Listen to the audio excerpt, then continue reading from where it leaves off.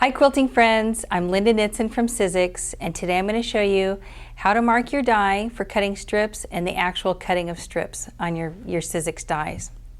So when you get them right out of the package, you'll see that they don't have any markings on them. But on all of my strips dies, I like to put a few marks on them for aligning, and that will help you in the long run. Let me show you what I mean. Take your acrylic ruler, it doesn't matter which one you have as long as you have straight grid marks. So you will notice that your die blades do not go all the way to the edge of the die. They're about 3/8 of an inch from the edge. That's for safety reasons. If I were to brush my hand across, it's not going to get caught and cut. What you want to do is you want to mark your die. Let me get my assistant out. You're going to mark your die using your straight edge of your ruler with either a silver or a white colored pen. And you're just going to draw a line across. Let's see if I draw that the second time it'll actually mark. Let's try that again. Is it marking for us? There we go. All right. Now I've put that marking line on there so that you know where to line up your fabric. Because the key to a good set of strips, right, is to make sure that they're straight. If they're not straight, then you end up with that V in the middle, and that's not good either. So you want to take your fabric, and you can take it right off the bolt. You don't need to pre-wash it. You don't need to starch it. You don't need to do anything to it. Right off the bolt, you can take up to 2/3 of a yard or 24 inches at a time. The magic number for laying fabric on your die is going to be 8 layers. So I can do 8 layers at a time. What I want to do is line up my edge of my fabric. The folded edge is right up top here at the line that we just drew. So I'm going to line that up, and then everything that I'm going to fold subsequent to that, I'm going to line up to that. So we're just going to keep folding back and forth here, and I'm going to pull it off of there real fast and just fold this way. You can do it either way. You can fold it on the die or you can fold it ahead of time. Now, anything from the die blade to the edge of the die is going to be wasted, so you want to try and minimize as much as you can. Anything from the die edge here, from the blade itself, to the edge of the die. Anything from that point is going to get wasted and unused. So, I mean, of course, you can always tie up tomatoes with it or use it to wrap up packages that you're giving away. But as far as using it for your quilt project, it's probably not going to be very practical. So take your fabric and take a little bit of time here to make sure, like I have a bump down here at the bottom where the fabric folded over. Take a minute to unroll that. Because just like in any other cutting system, if you have a fold or a wrinkle in your fabric, it's going to create that lightning bolt in your end result. So as always, we want to put a cutting pad at the bottom and a cutting pad at the top. Now I want to show you one more thing too.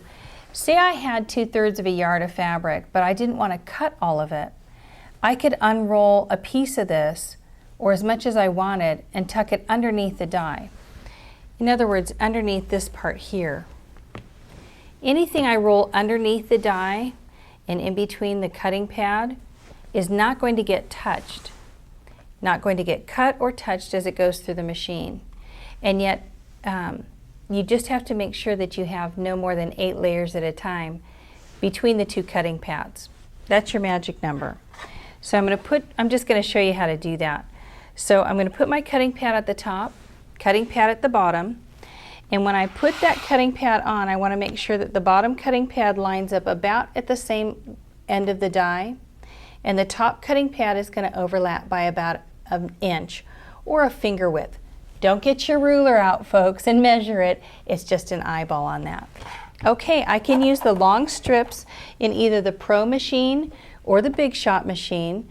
For today, I'm going to show you how to use the Big Shot, but I can use them for either one. So I feed it into the machine till it starts to work the handle. I give that a turn, and I'm actually right-handed, so I'm going to turn things around here. My girlfriend says I need a good song. Not going to sing for you today, but we're just going to keep turning. Now notice that it's separated a little bit and we've got some static cling. I'll tell you about that in a second.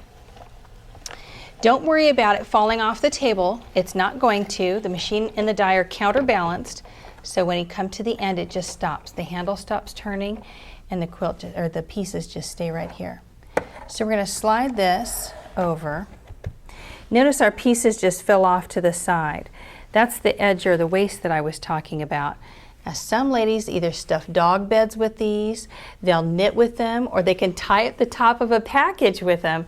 All sorts of things. I know you folks are creative enough. You'll find all sorts of uses for them. Today I'm just going to put them aside. Take your cutting pad and slide it off. Notice when we were cutting and the pieces opened up, you could see the static cling. Slide the cutting pads off, and that way you'll have your pieces already set. Now we cut 6 strips at a time, but you can cut up to 8 at a time.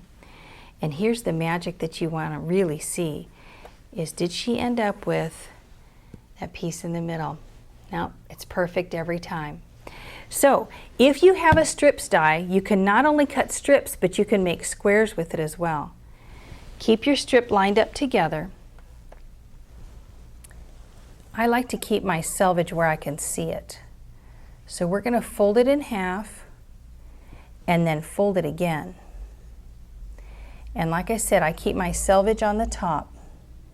You're going to line this up. Let's get this extra piece of fabric out of the way. Cutting pad at the bottom, your die. Put your strip piece right here, making sure that your folded edges are on the outside of the blades. So you can see where the blades are up close. I don't know if the camera gets that or not. Line up the edge of your fabric with that drawn line, and that will ensure that you get straight pieces. So I can line up my whole bed of my die here with these strips, but to save time, I'm just going to show you with the one. But if I were going to make 2.5 inch squares, I started with a 2.5 inch strip. So if I turn that sideways, I'm going to end up with 2.5 inch squares. But say I started with a 5 inch square or strip, and I put a 2.5 inch piece on it, then I'm going to end up with a 2.5 by 5.5 inch. And I'm going to turn this around because I am right-handed. So we're going to feed that in. Same thing, finger width on the top, overlapping. The bottom of the cutting pad should line up perfectly with the bottom of the die. As we turn this through, you're going to see we're going to end up with 2.5 inch squares. Slide your cutting pad off, same thing, it's going to end up with static cling. These little pieces on the end are going to be removed for waste. Sometimes that piece with the selvage is going to end up here on the edge. You make the determination if you want to keep that in your piece or not. And then here's your 2.5 inch pieces. Perfect every time. So when you buy a strips die, you don't just get strips, you get strips or squares. If you line up several at a time, you're getting more than just one pass through at a time. I hope you enjoyed the tip for the day. Happy quilting!